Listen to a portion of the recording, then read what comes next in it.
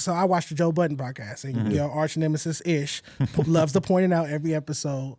He always points out that you kind of like, it just seems like you enjoy it. And I can't lie, like watching it when I do watch you, it does seem like you just enjoy riling up that guest and like getting them to talk about that beef. You get what I'm paused. You get what I'm saying? Like to me, it just seems like that's your thing. Like that's what you're right. Hip hop is kind of founded on conflict in large part. Yeah, right? but on wax, and you want to keep it on wax. So maybe if we heard you like emphasize that, you know, it's all content though. They're talking about shit on their records. Like to me, it would be hard for me to do an interview with a drill rapper and not mention at least some of the conflict that they're talking about, especially when they have issues with other famous rappers.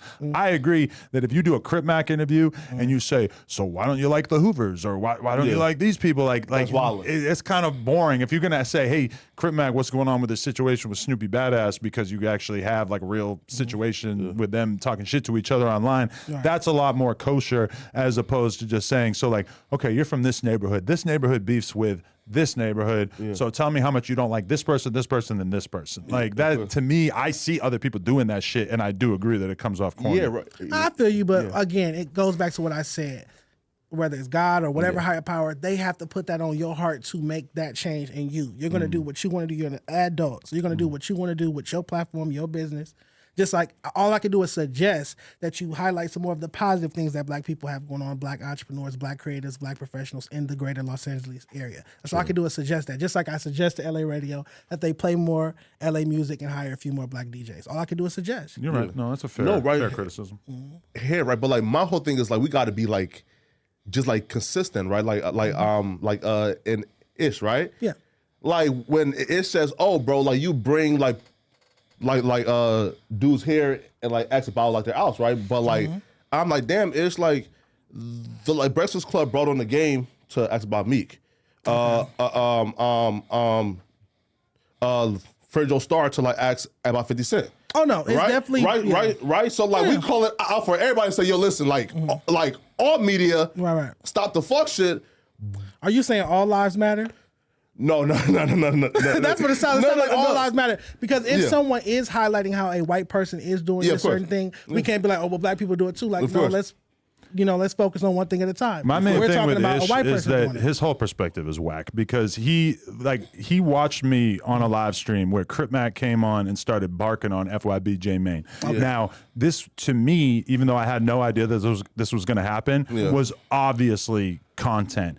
The problem is that Ish is old as fuck, and he does not really excel in media literacy. I kind of see him. Well, he doesn't have a media background. He's new to it. Give him time. Exactly. Be patient, just like with Blacks. He's still pushing like bad. Like he just doesn't really know what the fuck is going on a lot of times. So listening to that conversation and listening to him condemn me for a fake beef that was clearly not real, and I felt like a large percentage of people who watched it got that, and I didn't even know it was about to happen. I just clicked on the invite Crip Mac into the live thing, and to him, this was enough for him to say that I'm this horrible person, I'm a piece of shit. It's like, bro, you missed the point. You didn't get it. You were watching, but you didn't understand. But he still has the bravado and the confidence to go on camera and just act as if he's completely certain of what's going on camera right there. Well, that's just his opinion, not too much Ish. What I will say is I pray for the day that comes where you won't be on that live with them too entertained by that. Where you'll be focused on something totally different. You'll be making movies or something totally again, I didn't know that was going to happen. I'm talking to J Mane, and then I see that Crip Mac sent the request. I'm like, oh, my boy Crip Mac, I would like to see these two have a conversation.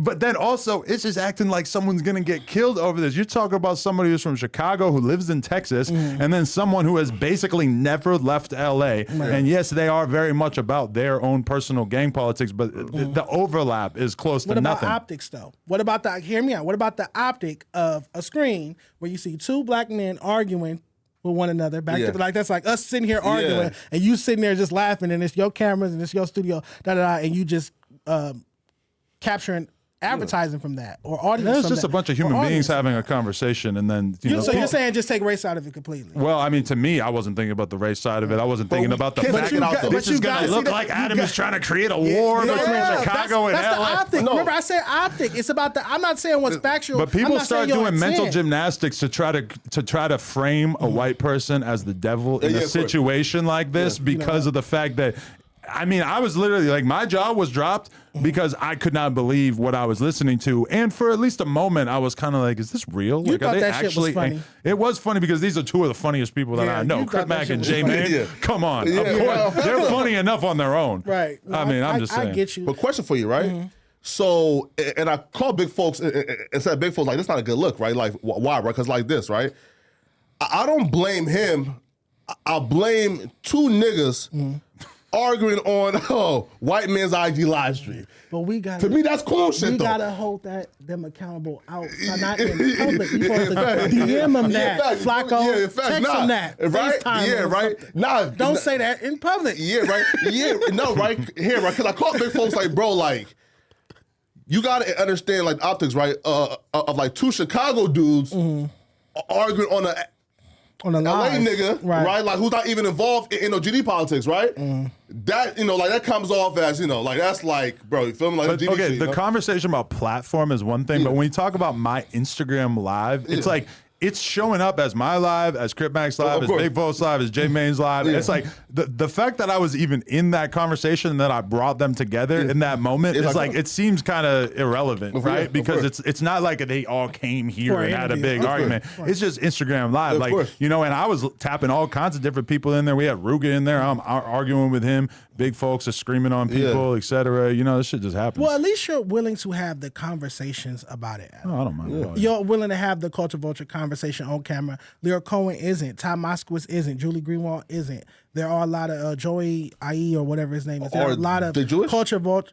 I don't know their ethnicity. I know that they're not black. No, I'm just asking. Don't try to Kyrie me. Well, I just know that they're not black, and I know that they're not willing to sit down with a Dame Dash or an intellectual black person and have the controversial conversation like we are right now. I'm not biting you. I'm not throwing anything at you. We're not having a heated conversation. If I was a record label head, though, I might avoid the conversation. Like my thing is having the conversations. Whereas when I think about this shit from the perspective of Leo Cohen, it's like, oh yeah, I wouldn't talk to anybody. I would never do an interview again. And if you're making billions of dollars off of hip hop and you don't ever have to answer any of these questions, stay the fuck out of the conversation. But he'll by pull all up means. to the Breakfast Club though. He'll do press. So if you do press, do press. Because he knows they won't do him dirty. Yeah. You get what I'm saying? Don't be like that. So that's what I do like that you're willing to sit down finally after all these years and have a conversation about it. I commend you on that. No problem.